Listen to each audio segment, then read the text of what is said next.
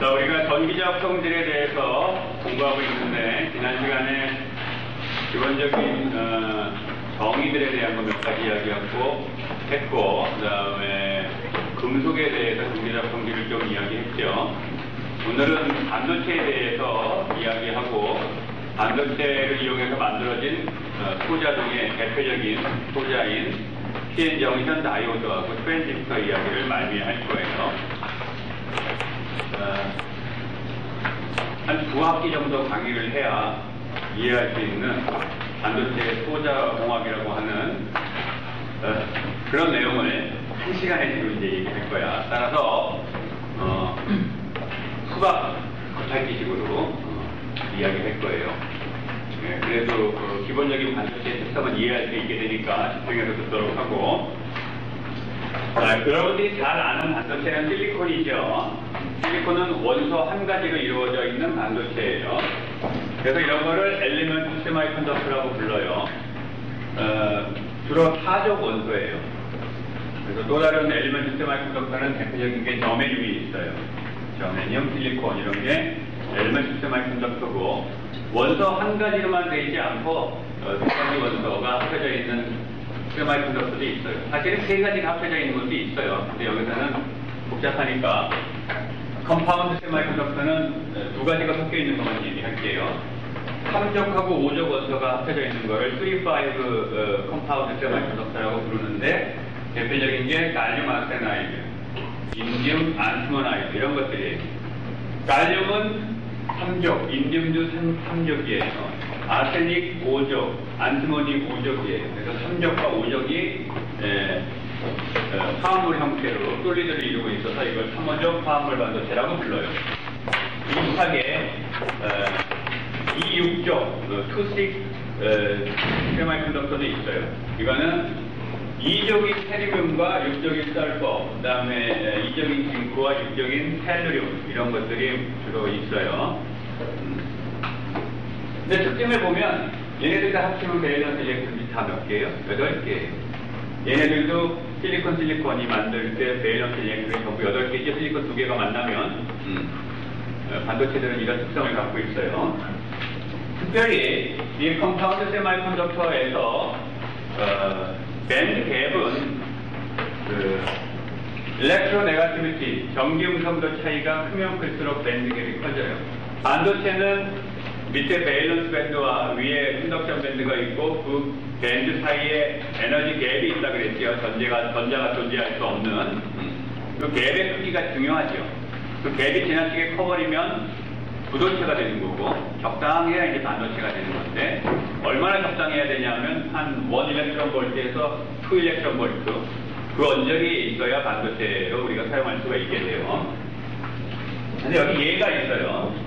아까 얘기한 실리콘은 밴드 갭이 1.11 또는 1.12 그 정도 값을 갖고 있고, 저메늄은 그 절반 정도 작죠.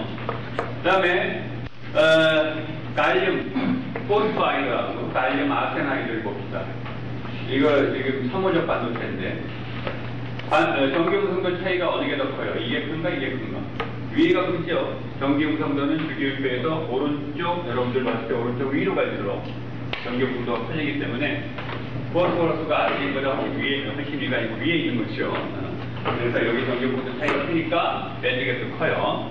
그 다음에 일렉트리컬 컨덕티비티 값이 여기 나와 있고, 모빌리티를 보면 모빌리티가 두 가지가 있죠. 일렉트로 모빌리티와 홀 모빌리티라는 게 있어요. 금속 같은 경우에는 전류가 흐를 때 전류를 흐르게 하는 원인이 되는 캐리어는, 차지 캐리어는 전자예요. 그래서 일렉트론에 의한 컨덕션이 일어나는 건데, 반도체에서는 전류에 기여하는 게 일렉트론도 있지만 홀도 있어요. 그럼 그게 뭐냐? 화합물 반도체 말고 그냥 그 엘리먼트 세마이컨덕터 중에 실리콘 가지고 내가 설명을 할게요. 실리콘은 밸런스 일렉트론이 4개씩 있기 때문에 각 원자가, 얘네가 레티스를 만들게 되면 각각의 원자가 4개의 전자를 내놓게 되고 결합을 4개를 만들게 되죠. 따라서 한 원자당 전자 8개를 쉐어하고 있는 것처럼 돼버려요. 일렉트릭 필드가 걸려있지 않으면 이 상태가 되겠죠. 이때 극히 일부의 전자들이 밸런스 밴드로부터 컨덕션 밴드로 올라가서 전기를 쬐끔 통하게 되는 거죠. 그래서 반도체라고 부르는 건데, 여기에 일렉트릭 필드를 가하게 되면, 예를 들면 이쪽을 플러스, 이쪽을 마이너스로 걸었다고 합시다. 그러면 여기에 있던 전자가 이 필드에 의해서 끌려가게 되죠. 쿨롱 인터랙션에 의해서. 그러면 전자가 빠져나간 자리가 빈자리인데, 그 빈자리를 홀이라고 부르는 거예요. 그래서 처음에 일렉트릭 필드를 걸어주게 되면 그 일렉트론과 홀의 페어가 생성이 되게 되고, 필드가 좀 더 커지게 되면 일렉트론은 이쪽으로, 홀은 이쪽으로, 아니 반대로구나. 일렉트론 여기가 마이너스네. 얘가 홀이군요. 홀은 이쪽으로, 일렉트론은 이쪽으로 이동을 하게 되겠죠. 따라서 전류는 일렉트론에 의해서도 흐르지만 홀에 의해서도 흐르게 돼요. 그렇죠?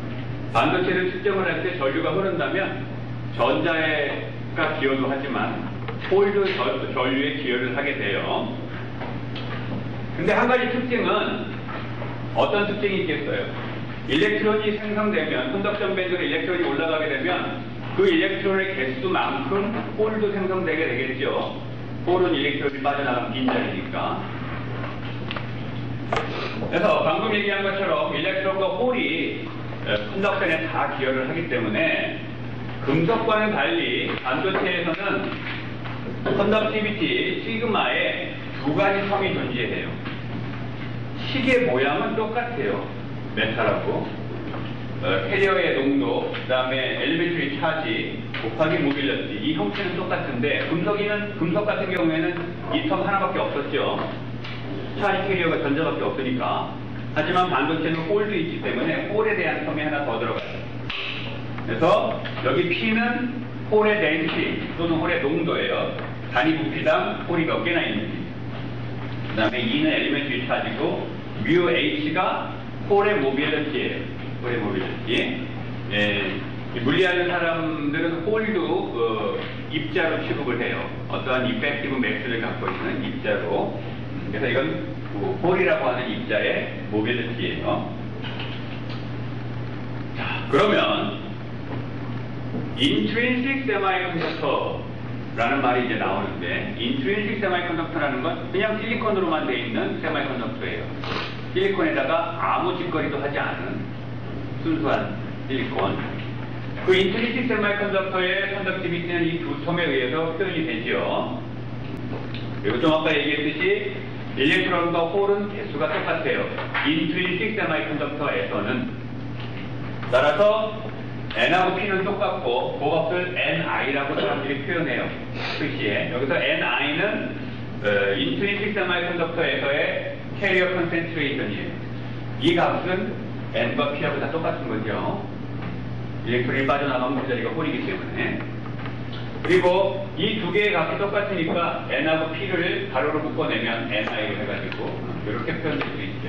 따라서 intrinsic semiconductor에서 컨덕티비티는 intrinsic carrier concentration이 많을수록, 클수록 커지게 되고, 이건 상수고, 일렉트론과 홀의 모빌리티가 클수록 컨덕티비티가 커지게 되겠죠.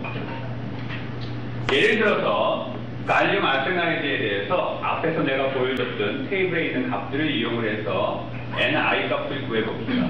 그러면 NI 값은 여기 E는 1.6 곱하기 10의 마이너스 19는 굴렁이고, 그 다음에 모빌리티 값 앞에 테이블에 있었죠. 그 값을 집어넣고, 그 다음에 컨덕티비티도 앞에 테이블에 있었죠. 그 값 갖고 계산을 하면 이렇게 나와요. 마찬가지 방식으로 실리콘에 대해서도 계산하면 이렇게 나오거든. 근데 이 숫자를 잘 봐요. 세제곱미터당 대충 1 곱하기 10의 16승계예요. 근데 이제 반도체 하는 사람들은 이 미터라는 단위를 별로 안 좋아해요. 너무 크니까. 센티미터로 얘기하면 10의 10승계에 존재하는 거예요. 1세제곱 센티미터당. 요만한 거죠. 요만한 실리콘 덩어리 안에 이게 인트린식 세미컨덕터라면 10의 10승계의 일렉트론이 존재하는 거예요. 그럼 내가 왜 이 숫자를 강조하냐 하면, 보통의 솔리드인 경우에 1세제곱센티미터당 원자의 개수는 아보가드로 수 정도가 존재해요. 그러면 10의 23승계 중에 실리콘 원자는 10의 23승계가 있는데 그 중에 전자 또는 홀의 개수는 10의 10승계야. 따라서 10의 13승계의 차이가 나죠. 다른 말로 얘기하면 인트린식 세마이컨덕터에서는 실리콘 원자들 중에 전자를 또는 홀을 생성해낼 수 있는 원자의 개수가 극히 적다라는 거예요. 10의 13승계 중에 한 개 있을까 말까 하다라는 거예요. 인트린식 세마이컨덕터는. 따라서 사람들이 반도체를 가지고 어떤 소자를 만들 때 인트린식한 이 상태에서 사용을 하지 않고 의도적으로 도핑이라는 걸 해요. 어떠한 기능을 부여하기 위해서 하기도 하지만 또 다른 이유는 샤리 캐리어의 개수가 너무 작아. 그래서 도핑을 해요. 자, 그러면 컨덕티비티와 온도와의 관계를 봅시다. 금속에서는 온도를 올리면 컨덕티비티가 어떻게 됐었죠? 온도를 올리면 컨덕티비티가 나빠졌었어요. 왜 나빠졌냐 하면 서멀 바이브레이션 때문에 레티스가 달달달달 떨고 있거든. 심하게 떨면 떨수록 스캐터링이 많이 일어나서 모빌리티가 낮아지기 때문에 컨덕티비티가 나빠졌었어요. 그런데 물론 반도체에서도 금속에서 나타났던 이 효과가 기여를 해요. 하지만 더 중요하게 작용하는 팩터가 있기 때문에 반도체에서는 금속과는 반대로 온도가 올라가면 컨덕티비티가 좋아져요. 왜 그럴까? 컨덕티비티에 미치는 영향은 모빌리티도 있지만 이것도 있기 때문에 그래요. 금속인 경우에는 어차피 전자는 일렉트론 클라우드야. 다 컨덕션 밴드에 와 있어요. 그래서 그 개수가 온도가 바뀐다고 변할 게 없어. 하지만 반도체는 온도가 올라가면 인트린식 캐리어 컨센트레이션이 증가하게 돼요. 왜 증가할까? 밴드 갭 때문에 10의 10승계밖에 존재 못했던 거예요. 근데 온도가 올라가면 올라갈수록 쉽게 더 올라갈 수 있겠죠, 전자들이. 따라서 캐리어 컨센트레이션이 자꾸 증가하게 돼요. 어떤 식으로 증가하냐 하면 익스포넨셜리 증가해요. 이 식에 따라. 이게 인트린식 차지 캐리어의 농도인데 온도가 증가하면 밴드 갭이 작을수록 더 쉽게 익스포넨셜리 인크리즈해요. 밴드 갭이 작은 놈일수록. 따라서 여기 온도에 따라서 NI 값을 그린 건데 실리콘은 빨간 거, 저메늄은 파란 거예요. 저메늄이 더 위에 있죠? 왜 위에 있을까? 밴드 갭이 작아서. 아까 얘기했었죠? 실리콘하고 저메늄 비교하면 밴드 갭이 한 절반 정도밖에 안 돼요. 따라서 더 쉽게 차지 캐리어가 인트린식한 상태에서도 캐리어가 많아질 수밖에 없겠죠. 그래서 저메늄이 NI 값이 더 크게 되고 뭐 저메늄이건 뭐 화합물 반도체건 할 거 없이 모든 반도체는 온도가 올라가면 밴드갭의 영향을 받긴 하지만 온도가 올라가면 NI 값이 커지기 때문에 컨덕티비티도 증가하게 돼요. 일반적인 현상이에요.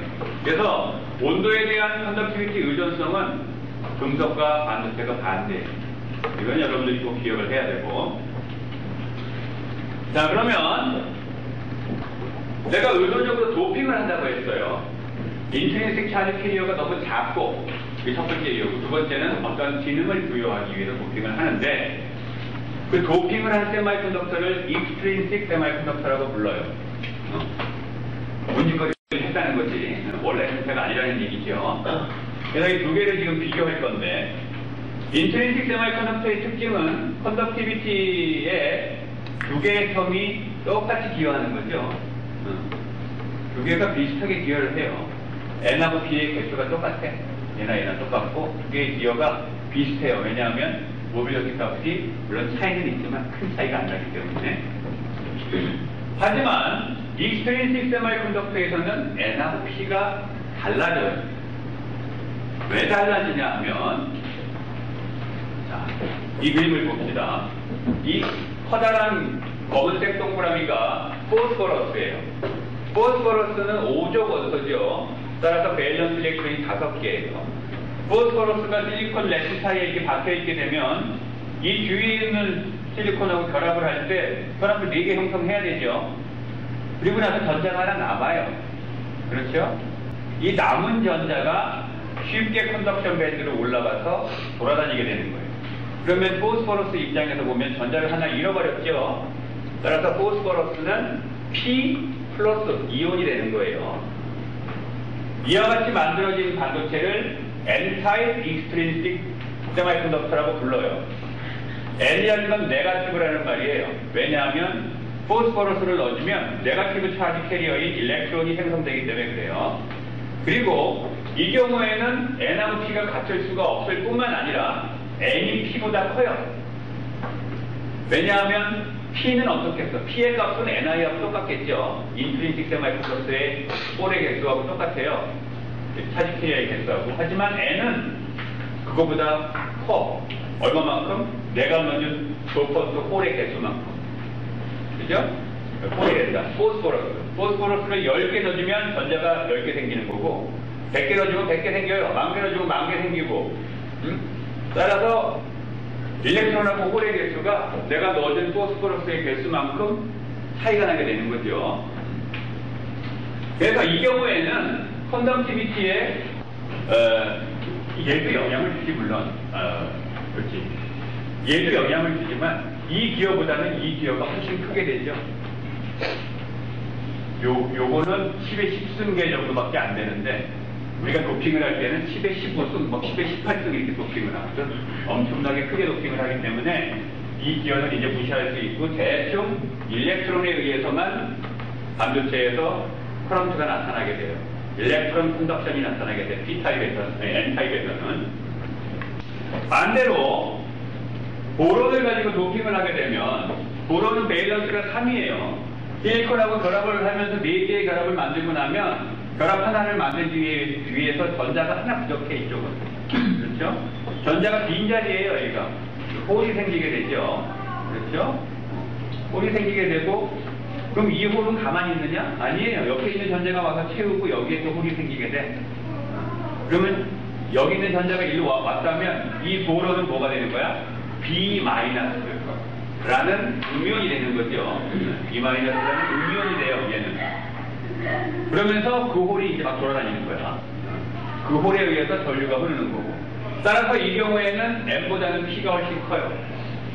그리고 컨덕티비티 이퀘이션도 이제는 홀 텀이 노미넌트한 거야. 일렉트론 텀은 무시할 수 있어. 왜냐하면 이 경우도 마찬가지로 우리가 도핑을 할 때는 10의 15승, 10의 18승 막 이런 식으로 왕창 도핑을 하는 거예요. 따라서 일렉트론 텀은 무시할 수가 있게 되죠.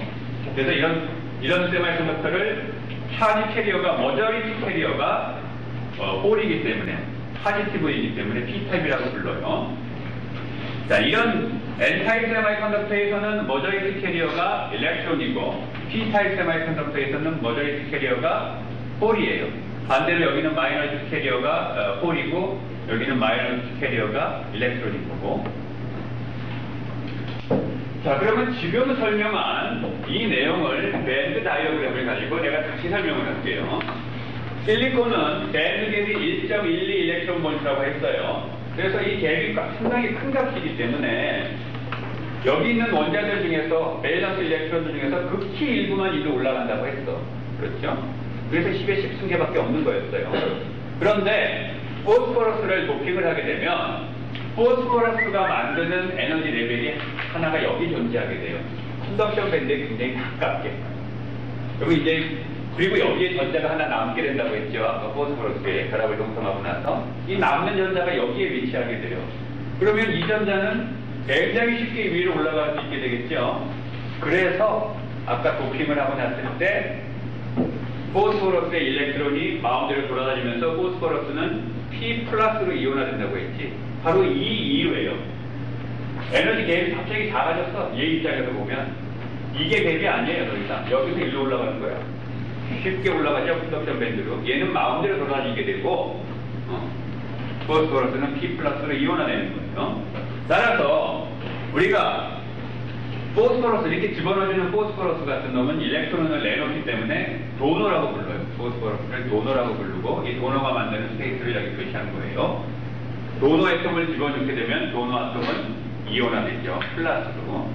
포스포러스는 플러스로 이온화되는 거예요.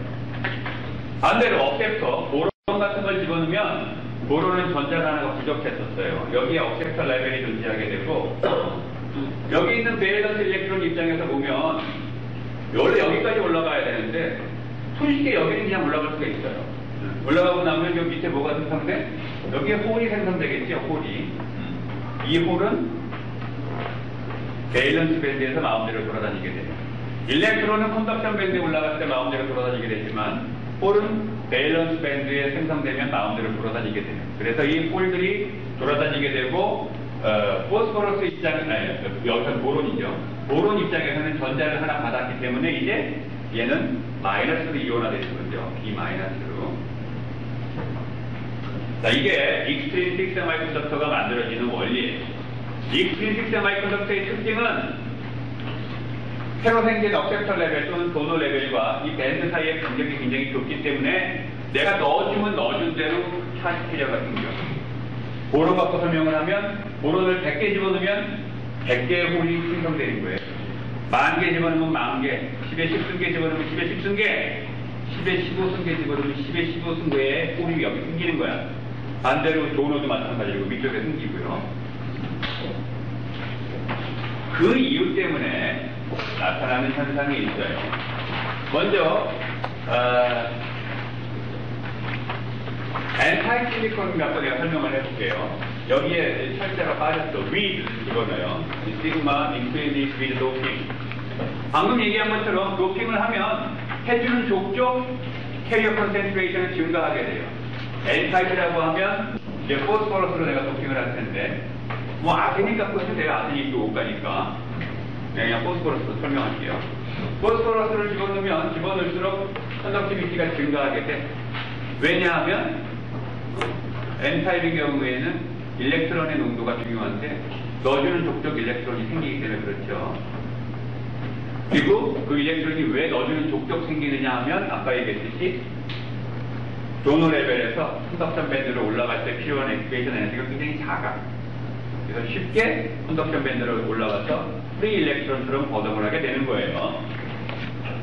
이와 같은 이유 때문에 나타나는 특성은 이 그림이에요. 이 그림은 굉장히 유명한 그림인데 Y축이 뭐냐 하면 컨덕션 밴드에 올라가 있는 일렉트론의 개수예요.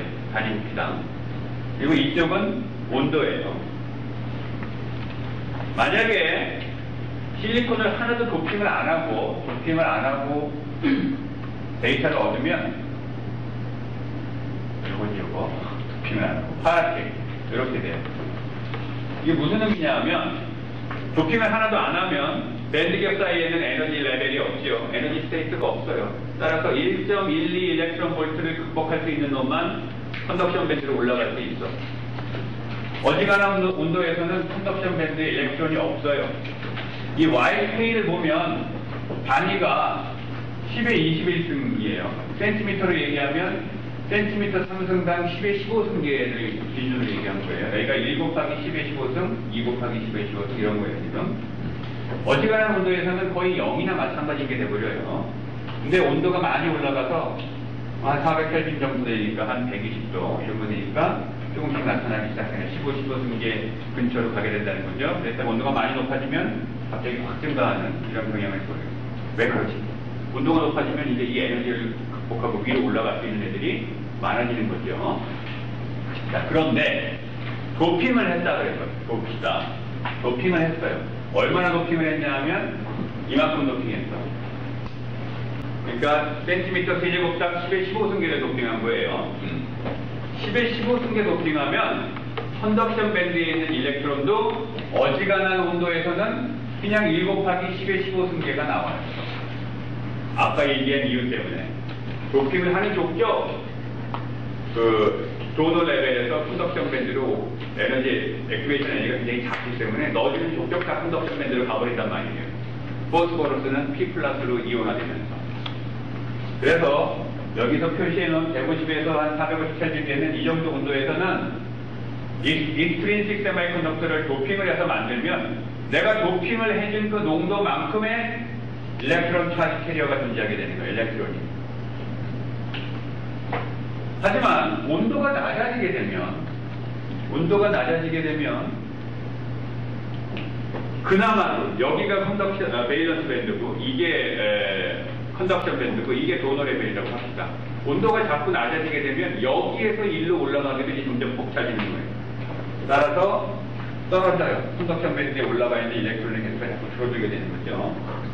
그래서 여기는 프리즈 아웃 리전이라고 부르고, 그 다음에 온도가 많이 높아지게 되면 물론 여기서 여기 잘 올라가죠. 100개 넣으면 100개가 다 올라가.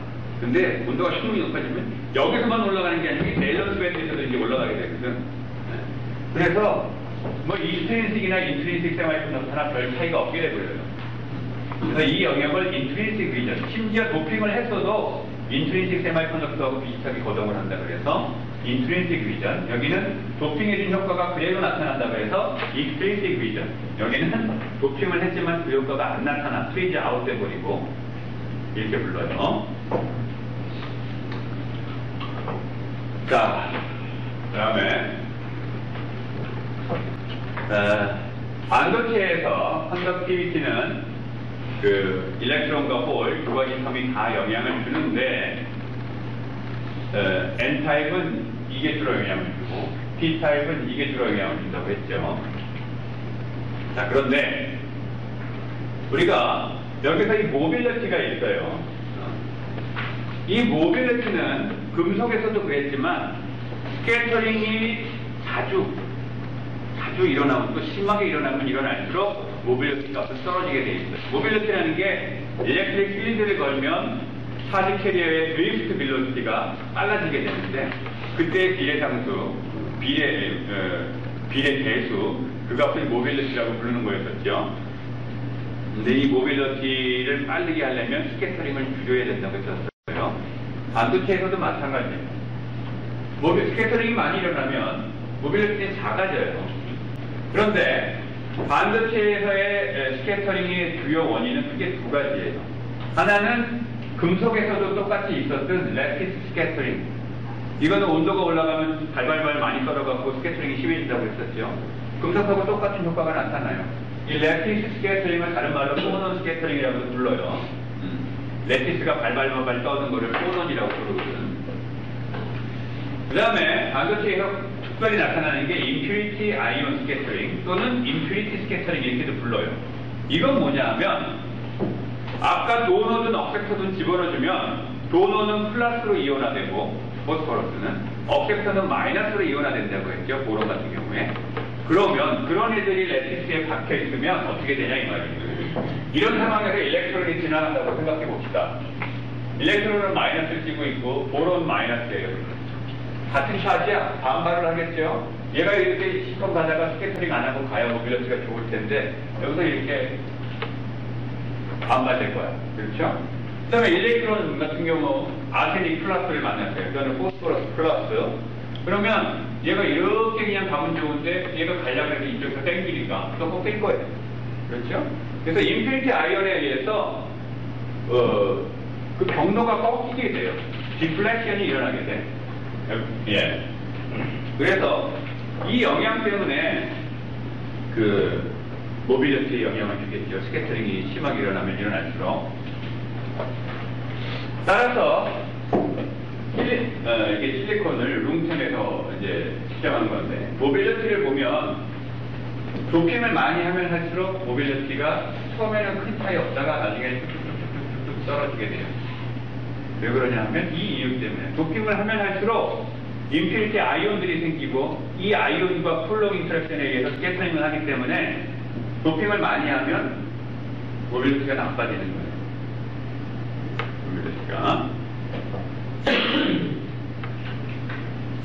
자, 그러면 세마이컨덕터의 모빌리티가 온도에 어떻게 영향을 받는지 봅시다. 아까 컨덕티비티는 온도가 올라가면 컨덕티비티 좋아진다고 했죠. 근데 컨덕티비티가 온도 올라갈 때 좋아지는 건 Ni 값이 커져서 그렇다고 했었어요. 근데 컨덕티비티에 영향을 주는 팩터는 사실 모빌리티도 있거든. 이 모빌리티는 온도에 어떻게 영향을 받는지 그걸 보자는 거예요. 일단 이 데이터를 보면 이쪽이 온도고 여기가 일렉트론의 모빌리티예요. 홀에 관한 모빌러티를 그림을 그려도 마찬가지 경향을 보여요. 일렉트론 모빌러티인데 도핑이 숫자에 있을 때 여기 있는 숫자는 세제곱 센티미터당 도핑된 양이에요. 도핑이 조금 돼 있을 때는 온도가 올라가면 일관성 있게 모빌러티가 떨어져요.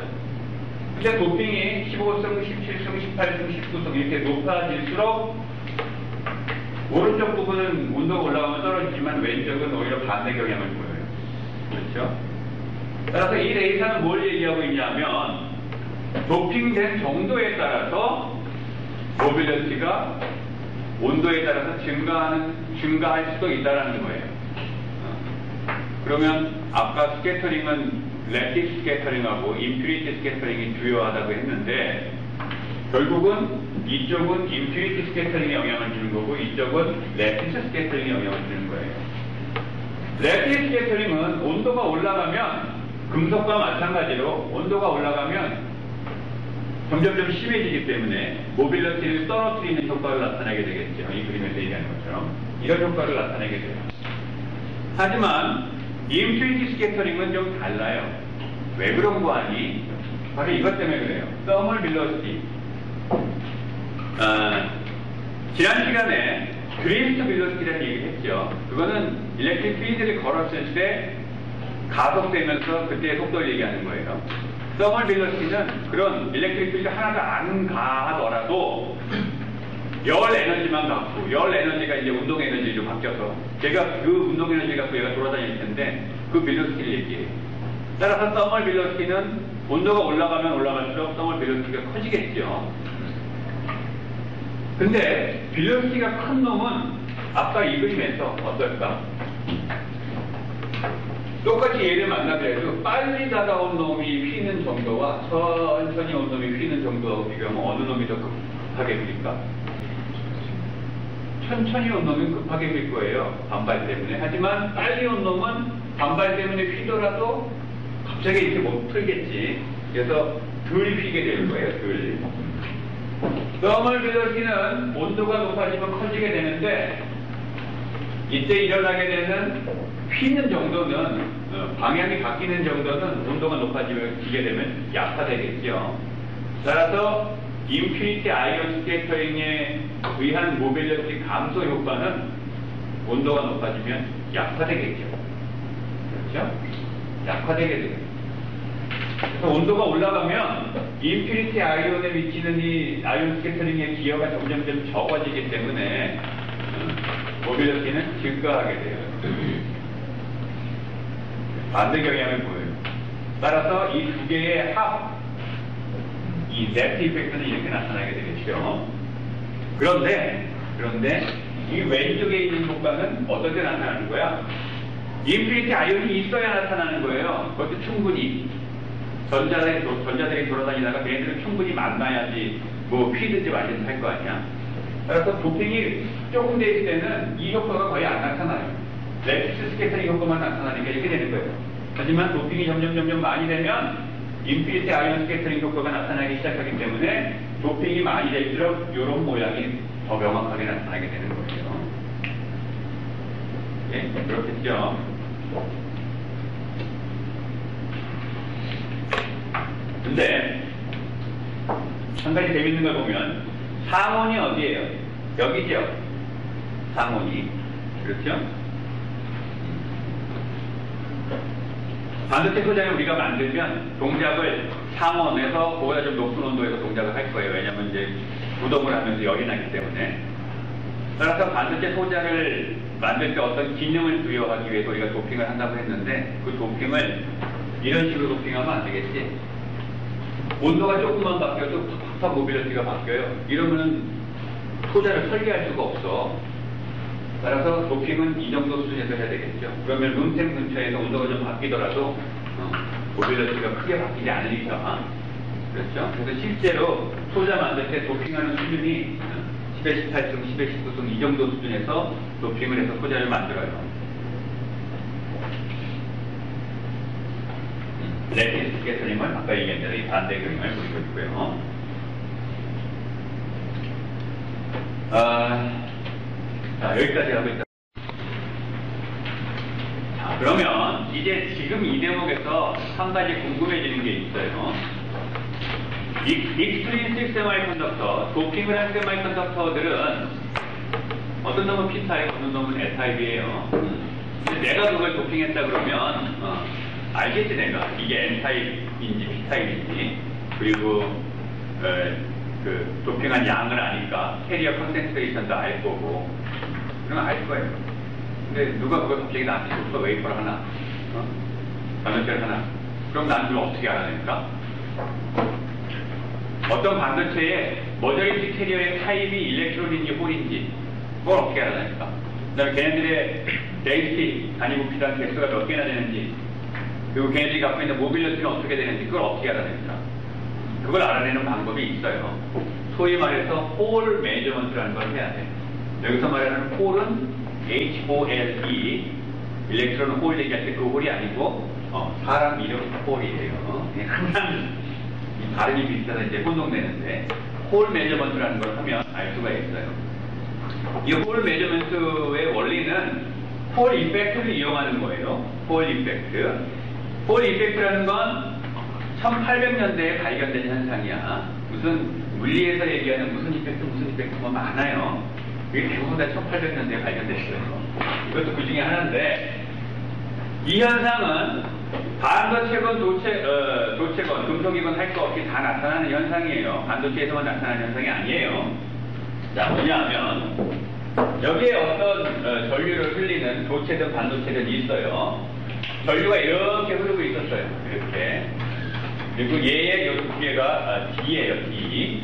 근데 전류가 이렇게 흐르고 있는데 거기에 수직하게 내가 이렇게 포텐셜을 측정을 하면 이 양쪽 말단의 포텐셜 차이가 당연히 없어요. 전류가 이렇게 흐르고 있는데 이렇게 포텐셜 차이가 되는 거예요. 그럼 당연히 없지. 그런데 내가 여기다가 전류가 흐르는 방향과 수직하게 마그네틱 필드를 걸어요. 그래놓고 이 마그네틱 필드의 방향과 전류의 방향과 수직이 되게 포텐셜 차이를 측정을 하면 포텐셜 차이가 측정이 되더라 라는 거야. 이게 홀 이펙트예요. 결론부터 얘기하면 왜 그러냐 하면 이 마그네틱 필드에 의해서 만약에 이게 반도체였다면 일렉트론은 1루, 홀은 1루 휘기 때문에 그래요. 만약에 금속이었다면 이건 없겠죠. 일렉트론이 한쪽으로 휘겠지. 어찌됐건 이런 휨이 일어나게 되면 한쪽으로 차지가 몰리기 때문에 한쪽으로 차지가 몰리기 때문에 그 포텐셜이 발생할 수밖에 없죠. 일렉트릭 필드 차이가 발생하니까 포텐셜이 발생해서 그 포텐셜이 관측이 되는 거예요. 이게 홀 이펙트인데 이때 관찰되는 홀 볼티지 이 VH는 이런 식으로 표현이 돼요. 이런 식으로. 여기에서 D는 이 두께예요. 이 두께가 뭐냐면 마그네틱 필드를 이렇게 걸었잖아. 따라서 마그네틱 필드를 경험하게 되는 그 두께. 그 다음에 I는 커런트고 B는 그 마그네틱 필드예요. 그러니까 커런트가 많이 흐를수록 마그네틱 필드 많이 걸수록 그리고 두께는 얇을수록 짧은 길이에 더 많은 필드가 걸릴수록 이 볼티지가 심하게 나타나게 된다. 홀 볼티지가 심하게 나타난다는 거예요. 여기서 RH는 이 홀 코에피션트라고 불리는 거고 이 홀 코에피션트는 일렉트론인 경우에는 플러스가 되고 마이너스가 되고 그러니까 찰지 캐리어가 마이너스이면 일렉트론이면 마이너스가 되고 홀이면 플러스가 돼요. 그래서 이 포텐셜의 구호로부터 우리가 머저리티 캐리어의 타입이 플러스인지 마이너스인지 알아낼 수 있게 되는 거예요. 여기서 이제 높아지면서 요거는 내가 추가했는데 마그네틱 필드를 건다고 했는데 마그네틱 필드의 단위는 테슬라죠. SI 유닛은 옛날에 쓰던 단위는 가우스였어요. 가우스 1테슬라는 만 가우스고 다른 SI 유닛으로 컨버전하면 1테슬라는 뉴턴 퍼 암페어 미터예요. 요걸 알아야 문제를 내면 유닛 컨버전을 하겠죠. 높아짐에서 넣어놨어. 자, 그러면 앞에서 얘기한 이 홀 이펙트는 왜 나타나냐? 뭐 얘기가 긴데 그냥 직관적으로 얘기를 하면 고등학교 때 플레밍의 왼손 법칙이라는 걸 배웠어요. 여러분들이 물리 시간에. 일로 전류가 흐르고 있을 때 마그네틱 필드가 이렇게 벌리게 되면 이쪽으로 포스가 작용한다는 거야. 이 도선에 전류가 이렇게 흐르고 있어요. 마그네틱 필드를 수직하게 걸었어. 그랬더니 도선이 이렇게 되더라. 이런 포스를 받는다라는 거예요. 이게 플레밍의 왼손 법칙이에요. 이걸 왜 이렇게 또 되느냐? 또 직관적으로 설명하면 이것도 배웠지.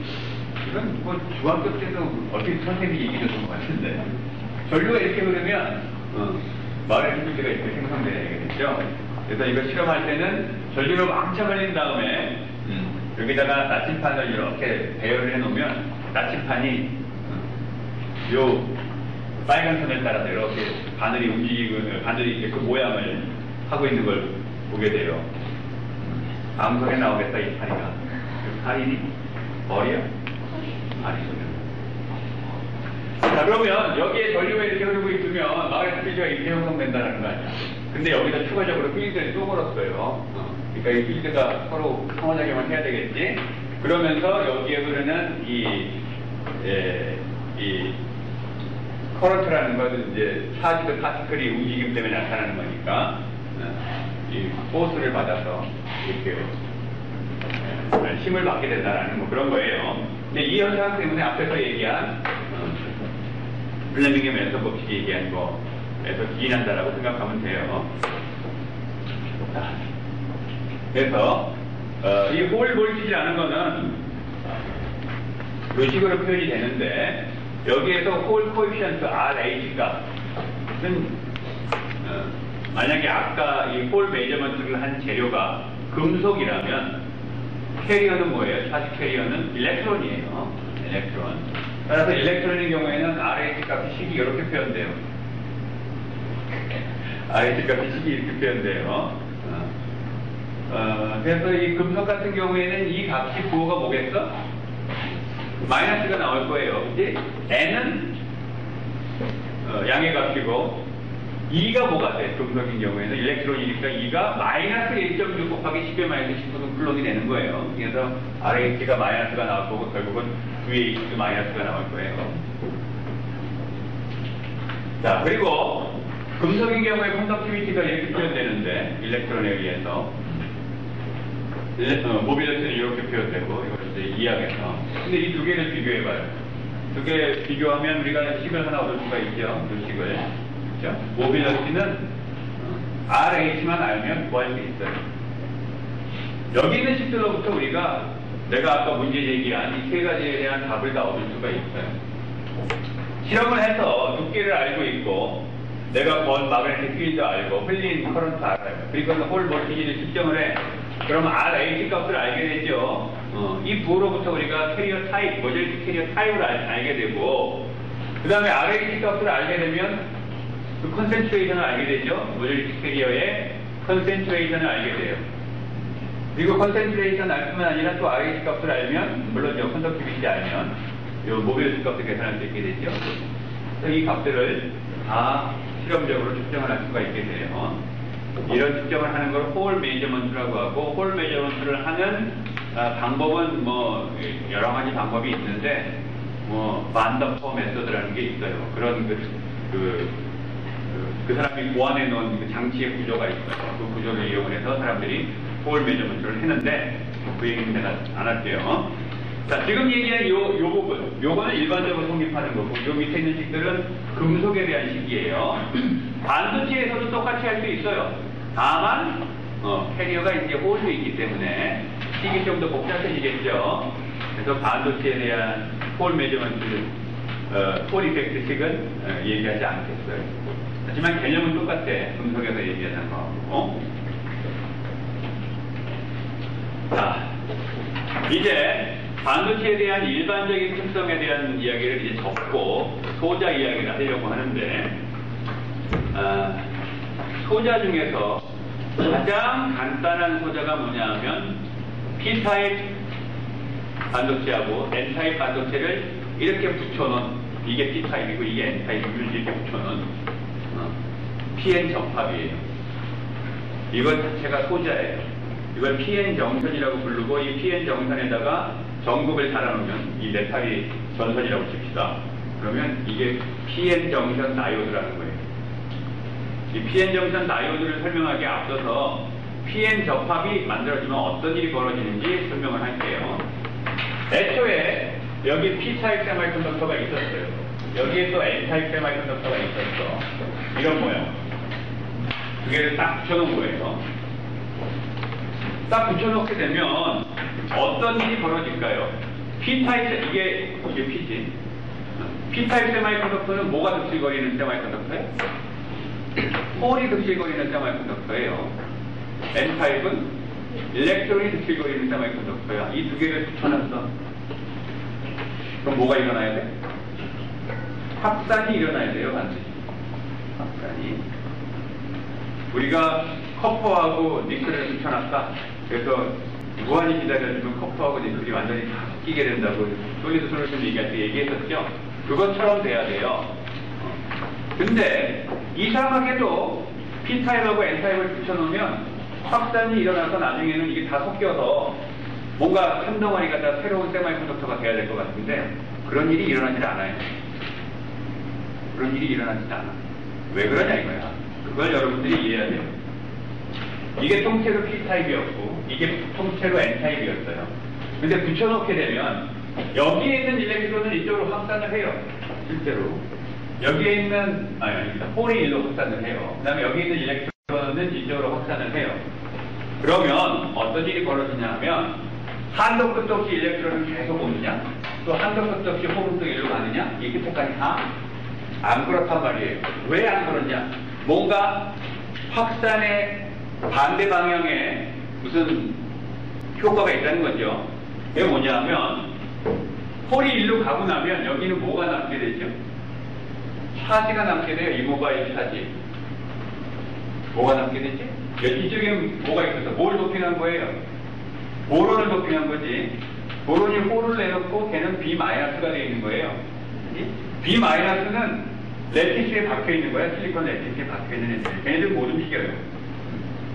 그 다음에 이쪽은 뭐야? 포스포러스가 플러스가 되는 거죠. 포스포러스 플러스는 전자를 다 보내고 나면 뒤는 플러스 상태의 이온이 여기 남아있게 돼요. 그렇죠? 따라서 전자가 이렇게 가면 갈수록 또 홀이 이쪽으로 가면 갈수록 스페이스 차지가 나타나게 돼요. B-와 P+라는 스페이스 차지가 공간에 박혀있는 스페이스 차지, 못 움직이는. 그러면 이렇게 스페이스 차지가 생기게 되면 여기에 뭐가 생성돼? 이쪽은 플러스고 이쪽은 마이너스니까 필드가 생성되죠. 필드가 포텐셜 차이가 생기니까 필드가 생성돼요. 일렉트릭 필드는 이 방향이에요. 이 방향의 일렉트릭 필드가 생성이 되고 나면 그 다음에 전자는 어디로 가야 돼요? 전자는 일렉트릭 필드 이쪽으로 가야 되고 홀은 이쪽으로 가야 되잖아요. 그죠? 따라서 홀 입장에서 보면 처음에 접합이 딱 생기고 나서는 확산을 해야 되니까 홀은 일로 가야 되는데 한참 확산하다 보니까 이쪽에 스페이스 차지가 생겨가지고 일렉트릭 필드가 반대 방향으로 생겨버리니까 홀이 일로 더 이상 못 가게 되는 거예요. 확산은 홀을 일로 보내는데 일렉트릭 필드는 홀을 못 오게 해요. 반대로 확산은 전자를 일로 보내는데 일렉트릭 필드는 전자를 일로 못 가게 해요. 따라서 그 두 개가 이제 밸런스를 이루는 어떤 지점이 있겠죠. 그 지점까지만 확산이 일어나게 돼요. 그 지점까지. 그래서 PN 접합이 만들어지면 이와 같이 스페이스 차지 위전이라는 게 생기게 되고 이 이후에는 P타입을 유지하고 이쪽은 N타입을 유지하게 돼요. 그럼 이 스페이스 차지 리전은 뭐냐? 여기는 N타입이냐 P타입이냐? 아무것도 아니에요. 여기는 어떤 층이냐 하면 여기는 일렉트론이 다 고갈돼 버린 층이고 여기는 홀이 다 고갈돼 버린 층이에요. 그지? 차지 캐리어가 없어. 다시 말하면 차지 캐리어가 다 고갈돼 버린 디플리션 레이어예요. 디플리션 레이어는 다른 말로 얘기하면 정기적으로는 인슐레이터예요. 구도체예요. 따라서 PN 접합에서는 이 접합 부분에 스페이스 차지 위전, 다른 말로는 디플리션 위전이라고도 불러요. 똑같은 거예요. 이런 게 생기기 때문에 한도 끝도 없이 확산이 일어나는 게 아니라는 거예요. 그리고 이 디플리션 위전은 구도체예요. 이 그림은 엄청나게 이렇게 넓게 그렸지만 사실은 이 영역이 넓지 않아요. 여기에 PN 접합이 만들어지면 이게 조금 생겨요. 이게 얼마나 넓게 생기느냐는 뭐에 의존하겠어? 여기 도핑이 많이 돼 있으면 돼 있을수록 넓어지겠죠, 당연히. 자, 그러면 이제 본격적으로 PN 접합 다이오드 이야기 갑시다. 자,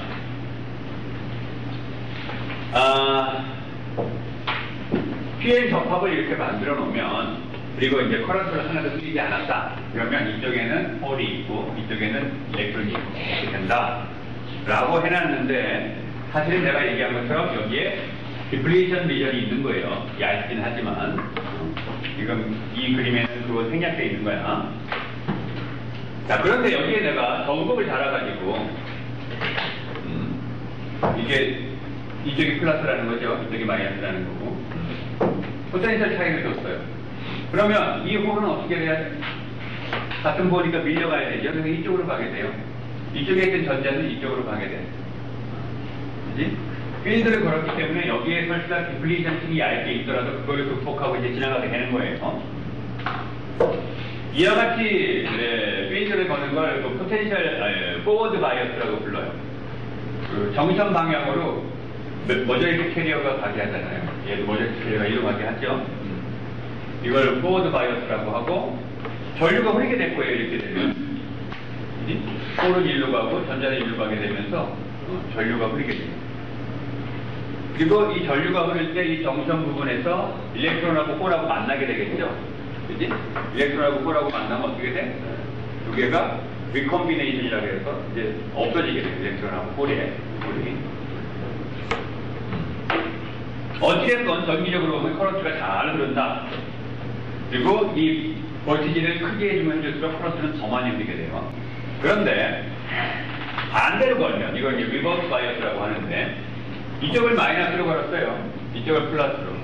그러면 홀은 일로 가야 되고 일렉트론은 일로 가야 돼. 반대로 움직여야 되죠.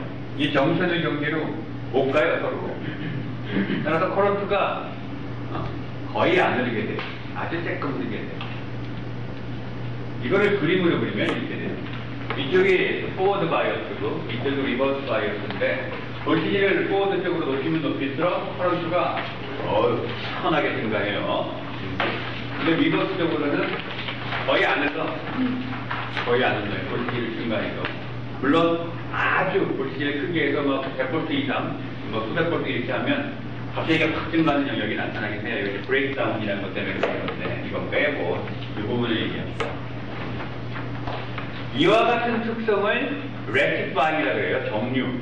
이게 왜 정류냐 하면, 자, 예를 들어서 PN 정션에다가 뭐 볼티지를 AC를 걸었어요. 그 교류를 걸면 이렇게 이제 사인 함수 모양으로 춤을 추는 거죠. 이쪽은 포워드, 이쪽은 리버스 바이어스예요. 포워드 리버스 이렇게 계속 바뀌는 거예요. 그러면 전류는 어떻게 되냐 하면, 포워드 쪽으로는 같이 전류가 증가했다가 포워드 바이어스가 약화되면 줄어들었다. 리버스 쪽으로 가면 전류가 거의 안 흐르고, 다시 포워드 쪽으로 증가했다가 감소했다가 다시 거의 안 흐르고, 이렇게 되죠. 이런 전류를 뭐라 그래? 직류. 그렇죠? 교류를 직류로 바꾸는 거죠. 이런 걸 정류한다 그래요. 백반. 그래서 PN 정션 다이오드는 이 정류작용을 할 수가 있어요. 교류를 직류로 바꾸는 아주 기본적인 소자예요.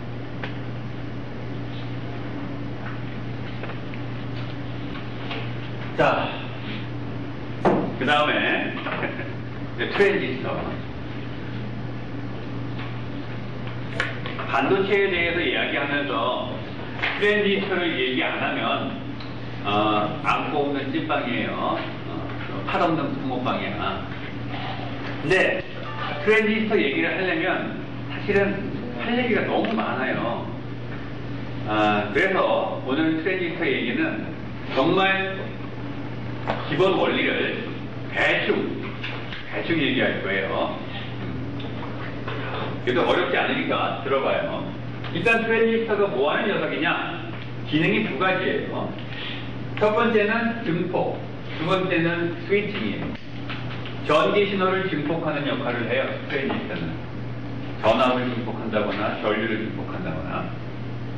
그 다음에 뭐 어떤 정보를 저장을 한다거나 아니면 정보 처리, 뭐 연산 같은 걸 하는 그런 행위에 대한 스위칭 역할을 해요. 온오프, 형광등 스위치처럼 온오프 그런 기능을 해요.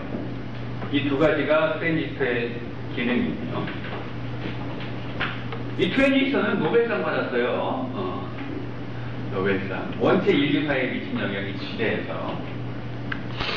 트랜지스터의 주요 형태는 정션 트랜지스터라는 거하고 이름도 굉장히 긴데 메탈 옥사이드 세마이컨덕터 필드 이펙트 트랜지스터라고 하는 게 있어요. 이걸 줄여갖고 모스페이트라고 불러요. 그 앞자를 따서 MOS, FET, 그래서 모스페이트. 그리고 정션 트랜지스터를 뭐 바이폴라 트랜지스터라고 불러요. 두 가지 형태가 있다. 일단 이 이름은 기억해 두고. 자, 그러면 먼저 정션 트랜지스터. 이 바이폴라 트랜지스터는 뭐냐 하면 PN 접합을 백투백으로 붙여놓은 거예요. 뭐냐면 PN 접합이죠. 이게 요거만 보면. 그 다음에 요거만 보면 뭐예요? NP 접합이죠. PNP 접합을 이렇게 만들어 놓은 거예요. 그래서 요 부분을 갖다가 에미터라고 부르고 요거를 베이스, 요거를 컬렉터라고 불러요. 물론 NPN 이렇게 만들 수도 있어요. 근데 지금 설명은 내가 PNP 접합으로 되어 있는 PNP 타입의 정션 트랜지스터를 설명을 할게요. 자, 여기에 전극 뽑고 여기에 베이스 뽑고 컬렉터 전극을 뽑아서 이 회로처럼 구성을 했다고 칩시다. 그리고 여기에 포워드 바이어스를 걸었어요. 다시 말하면 이쪽이 플러스, 여기 P타입이니까 이쪽으로 가죠, 홀이.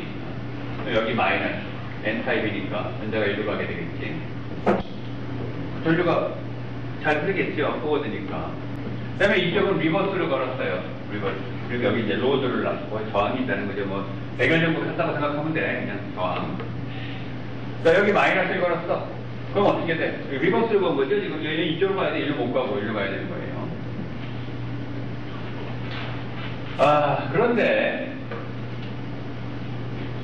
포워드 바이어스가 걸려있는 쪽은 아까 그림에서 봤지만 볼티지를 키우면 커런트가 가파르게 증가하죠. 그렇죠? 그래서 한 가지 또 특징은 여기 가운데 낑겨있는 N타입을 베이스라고 하는데 이 베이스를 얇게 만듭니다. 이렇게. 그러면 여기에서 이 그림 같은 경우에 이제 홀이 포워드 바이어스니까 일로 가게 되겠죠. 물론 이 정션 1을 통과하면서 일렉트론은 일로 오기 때문에 리컴비네이션도 일어날 거예요. 하지만 이쪽에 홀이 훨씬 더 많으니까 그 홀이 이 베이스를 지나쳐서 컬렉터 쪽으로 가게 되겠죠. 그렇죠? 이게 얇으니까 일로 가게 돼요. 따라서 아까 이 컬렉터에는 리버스로 걸려 있으니까 전류가 조금만 눌러야 되는데 많이 흐르게 돼요. 내가 여기서 볼티지를 올리게 되면 전류가 많이 흐르게 돼요. 근데 저항이 일정한, 여기 걸려있는 저항이 일정한 상태에서 커런트가 많이 흐르면 볼티지는 어떻게 돼야 돼? 커져야 돼요. V나이 아니니까. 따라서 인풋에서 볼티지를 이렇게 변화시켜주면 아웃풋에서는 볼티지가 이렇게 증폭되게 돼요.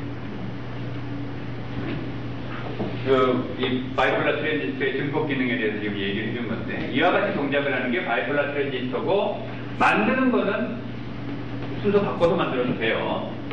그리고 다시 얘기하면 볼티지 걸기 전에는 이렇게 있었죠. PNP. 근데 볼티지 걸면 홀이 일로 가야 된다 이거예요. 근데 이게 얇아. 물론 일부는 리컴비네이션 일어나지만 얘네들이 일로 오게 되죠. 여기에 갑자기 전류가 많이 흐르게 돼요. 그래서 볼티지 증폭이 일어나게 되지. 그래서 여기를 에미터라고 부르는 거예요. 이쪽은. 그 캐리어를 에미션하죠. 인젝션을 해서 베이스를 지나서 컬렉터가 걔를 받아들이게 됐죠. 그래서 에미터 베이스 컬렉터라고 해요. 이 용어는 사실은 옛날에 이 기능을 하는 거를 진공관 갖고 만들었었어요. 진공관 트랜지스터. 여러분들이 기억할지 모르겠지만. 내가 어렸을 때만 해도 우리 집에서 보던 TV가 진공관 TV가 있었어요. 흑백 TV. TV 한번 키면 화면 나오는데 한참 기다려야 돼. 한 2, 30초를 기다렸던 것 같아. 그러면 켜져요. 그 진공관 안에 에미터 베이스 컬렉터라고 하는 그 단자들이 있었어요. 진공관 안에. 그 TV를 뜯어갖고 뭐 하나 빼보면 뭐 그런 게 있었어. 어렸을 때 내가 그거 봤던 기억이 나요. 반대로 NPN인 경우에는 일렉트론이 움직이듯이, 여기서는 이제 홀이 움직였지만, NPN인 경우에는 일렉트론이 움직이죠. 그, 에미터로부터 베이스로부터 콜렉터로 가는 게. 자, 이게 이제 정전 트랜지스터고, 마지막으로, 모스펫을 얘기할게요. 모스펫. 반도체 초기에는 정전 트랜지스터가 대세였어요. 그게 먼저 개발됐어요. 하지만, 지금 반도체로 넘어가는, 트랜지스터 넘어가는 그 초기에. 근데 지금은 모스펫이 대세예요. 모스펫을 잘 알아야 돼. 모스펫은 앞에 얘기한 이 용어의 약자고, 기본적인 구조는 정전 트랜지스터하고 좀 용어가 달라요. 게이트라고 하는 전극이 있고, 소스라고 하는 전극이 있고, 드레인이라고 하는 전극이 있어요. 그리고 이게 이제 실리콘 기판인데, 예를 들어서 N타입 실리콘 기판에다가 반대의 타입인 P타입을 도핑을 한 영역이 존재하고, 또 여기도 P타입 도핑된 영역이 존재해요. 이 영역을 소스라는 전극하고 연결을 해놨고, 드레인이라는 전극하고 연결을 해놓은 거예요. 그러니까 얘네들은 직접 반도체하고 전극이 맞닿아 있는 거지. 근데 이 부분은, 게이트라고 하는 전극은 이 아래가 다 실리콘인데 지금 실리콘하고 게이트가 바로 닿는 게 아니고 그 사이에 실리콘 옥사이드라고 하는 절연체가 낑겨져 있어요. 샌드위치처럼. 그래서 이거를 모스펫이라고 부르는 거예요. 메탈, 옥사이드, 실리콘, MOS, 모스, 필드 이펙트 트랜지스터. 왜냐하면 게이트에서 필드를 걸음으로 인해서 온도 만들 수 있고, 여기 두 개 소스와 드레인 사이에 전류가 흐르게도 할 수 있고 못 흐르게도 할 수 있고, 전류에 흐르는 양도 늘릴 수도 있고 줄일 수도 있고 하기 때문에, 그 효과를 게이트에 걸어진 필드 가지고 조절을 하기 때문에 모스펫이라고 부르는 거예요. 모스펫이라고. 이 모스펫을 지금은 이제 IC 형태로 만들기 때문에 무지하게 많이 만들죠. 작은 공간에. 그러다 보니까 손폭이 작아져 있어요. 지금은 아마 이거보다 더 작아져 있을 거예요. 그리고 칩 하나에는 무지하게 많은 트랜지스터가 들어가 있어요. 그리고 이런 트랜지스터를 만드는 방법은 한 층 만들고, 또 그 위에 한 층 만들고, 한 층 만들고, 이런 한 층씩 만드는 방법이에요. 이걸 어떻게 만드느냐, 그 방법을 리소그라프라고 불러요. 이거는 얘기 안 할게요. 다음 여러분들이 하는 전자재료인가? 거기에서 강교수님이 일부 얘기하신다고 하더라고. 이 모스펫에는 두 가지 형태의 모스펫이 있어요. 여기에 지금 이 그림에 있는 건 디플레이션 모드로 동작하는 모스펫이에요. 이거 말고 인핸스먼트 모드로 동작하는 모스펫이 있어요. 이 두 가지 형태의 모스펫이 있는데, 대세는 인핸스먼트 모드로 동작하는 모스펫이 대세예요. 근데 그래서 우리 책에는 디플레이션 모드로 동작하는 모스펫의 그림이 나와 있어서 내가 이것까지 얘기할 의사는 사실 없었는데 본의 아니게 얘기를 해요. 그래서 인핸스먼트 모드로 동작하는 모스펫이라는 건 뭐냐 하면, 게이트에 볼티지를 걸지 않은 상태, 그게 이제 노멀 상태인데, 노멀 상태에서는 어프예요. 소스와 드레인 사이에 전류가 안 흘러. 노멀리 어프인 게 인핸스먼트 모드예요. 이건 어떻게 동작하냐 하면, 아까 얘기했듯이 이게 실리콘이고, 이게 P타입 실리콘이라면 일부분이 N타입으로 이렇게 도핑이 돼 있어요. 이거를 웰이라고 부르는데, 어찌됐건 한쪽 웰은 소스가 되고 한쪽 웰은 드레인이 돼요. 그리고 여기에 옥사이드가 있고, 이게 전극이에요. 게이트 전극. 지금 볼티지를 소스하고 드레인 사이에 걸어놨죠. 이쪽을 플러스로 걸었어요. 이쪽을 플러스. 근데 여기 전자가 잔뜩 있는 거잖아. 여기 플러스로 걸었으니까 여기 사이에 전류가 안 흐르겠죠. 안 흘러요. 이 사이에 디플레이션 레이어가 이렇게 있을 거라고. P의 접합이니까. 그렇죠? PN 접합, NP 접합이잖아. 여기 디플레이션 레이어가 있어서 전류가 안 흘러요. 그런데 여기에다가 볼티지를 플러스로 걸었어요. 여기 플러스로 걸었지, 여기 게이트에다가. 게이트에다가 플러스로 걸게 되면 어떻게 되냐면, 이게 P타입이었죠. 콜이 잔뜩 있는 서브스트레이트예요. 여기 볼티지를 플러스로 걸면 여기 있던 홀이 점점 뒤로 밀려나가게 되겠죠? 그지? 뒤로 밀려가게 되겠죠? 그러면 나중에 여기 홀이 하나도 없는 얇은 층이 생기게 되고, 더 볼티지를 걸게 되면 어떻게 돼? 거꾸로 마이너리티 캐리어가 이제 도미넌트한 상황이 되게 돼요. 그래서 여기에 인버전 레이어라고 하는 게 생겨요. 그 인버전 레이어는 마이너리티 캐리어에 의해서 생기는 레이어이기 때문에, 캐리어가 뭐야? 전자지. 이제 원래는 홀이 머저리티였는데 여기에 인버전이 되게 되면 그때는 캐리어가 이제 일렉트론이 돼요. 따라서 여기에 N타입, 여기에 생기는 이 채널도 N타입, 여기도 N. 그러니까 어떻게 돼? 이렇게 잘 그렇지. 잘 그렇죠. 따라서 이 인핸스먼트 모드로 동작하는 트랜지스터는 게이트에 볼티지를 걸어주게 되면, 물론 이제 이 경우에는 이제 플러스로 걸어야 되는데, 왜냐하면 여기 생기는 채널이 N 채널이기 때문에 플러스로 걸어야 되거든요. 볼티지를 걸면 걸수록 커런트가 많이 흐르게 되겠죠. 소스 드레인 사이에.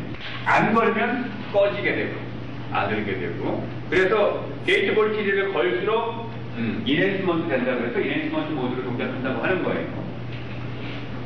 그래서 지금 여기 그림 그려져 있는 이러한 모스펫을 갖다가 N 모스펫이라고 불러요. N 모스펫. 왜 그러냐 하면 여기 생기는 채널이 N 채널이다. 일렉트론이 지나다니는 채널이 생기게 됩니다. 반대로 여기를 P로 만들고 여기를 N으로 만들면 여기에 P 채널이 생기게 되거든. 물론 바이오스도 거꾸로 돌아야 되겠죠. 볼티지도. 그럼 P 채널이 생기게 되고, 그거는 P 모스펫이라고 불러요. P 채널 모스펫의 약재. N 모스펫은 N 채널 모스펫의 약재고, 인버전 레이어가 여기 이렇게 생성이 되고, 인버전 레이어가 채널 역할을 하게 되는 거죠. 그러면 디플리션 모드는 뭐냐? 트랜지스터 생겨먹은 게 조금 달라요. 앞에서 보여줬던 이것처럼. 아까 인핸스 모드로 되어 있던 거는 여기에 만들 때 이렇게 채널이 자체가 없어요, 처음에. 근데 디플리션 모드로 만드는 녀석은 애초에 이렇게 돼 있어. 채널이 여기 있어요, 애초에. 이거는 노멀리 온이에요. 소스 드레인에 볼티지 걸면 잘 흐르죠. 이거 뭐 여기 다 N타입으로 연결되어 있는 건데, N타입 반도체에다가 전극 걸어놓고 전류 흐르는 거하고 똑같은 거니까 흘러요. 자, 흘러요. 노멀이 온이야. 다만 볼티지를 만약에 내가 이렇게 걸었어. 여기 마이너스 걸었다고 합시다. 그러면 마이너스를 내가 여기다 걸면 모델티 캐리어가 여기 N 채널이었는데, N 타입이었는데, 모델티 캐리어가 전자니까 뒤로 밀려야 되겠죠. 뒤로 밀려가겠죠. 따라서 점점점 일렉트론이 고갈되는 디플리션 레이어가 생기게 됩니다. 그래서 여기는 전류가 안 되네. 그러니까 전자가 움직일 수 있는 이 채널, 캐리어가 움직일 수 있는 채널이 점점점 좁아지게 되죠. 그렇죠? 따라서 볼티지를 가하면 가할수록 소스 드레인 사이 커런트가 안 흐르게 되는, 나중에 극단적으로 이게 다 막혀버리면 못 흐르게 되는, 어프가 돼버리는 반대로 동작하는 트랜지스터가 되는 거예요.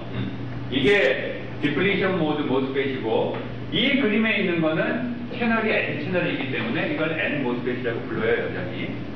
그러니까 모스펫은 작동 방식에 따라서 인핸스먼트 모드, 디플리션 모드가 있고, 각각의 모드에 대해서 N 모스펫, P 모스펫, 얘도 N 모스펫, T 모스펫, P 모스펫이 다 있는 거예요. 네? 네, 그래서 이 경우에는 여기에 이 부분의 컨덕티비티가 나빠지게 되겠죠. 디플리션 층이 생기기 때문에 컨덕티비티가 떨어지게 되고, 따라서 소스 드레인 사이에 전류가 줄어들게 될 거고, 그게 이제 반대 방향으로 조절이 된다는 거죠. 그리고 이 채널이 N 채널이었기 때문에 N 모스펫이라고 부른다라는 거예요. 사실 여러분들 책을 보면 요거 다음에 플래시 메모리 그리고 IC 뭐 이런 얘기가 있어요. 플래시 메모리라는 거는 여러분들 들고 다니는 USB나 아니면 휴대폰이나 모바일 기기에 많이 쓰이죠. 사실은 별거 아니에요. 나중에 강의 말미에 혹시 내가 마음이 동하면 얘기할지 몰라. 지금 이거를 이해하면 플래시 메모리, 뭐 D램 이런 구조도 대충 이해할 수가 있어요. 근데 일단은 오늘은 강의 여기서 일단 마치도록 합시다. 나중에 학기 말기에 마음이 통하면 얘기할 수도 있고. 자.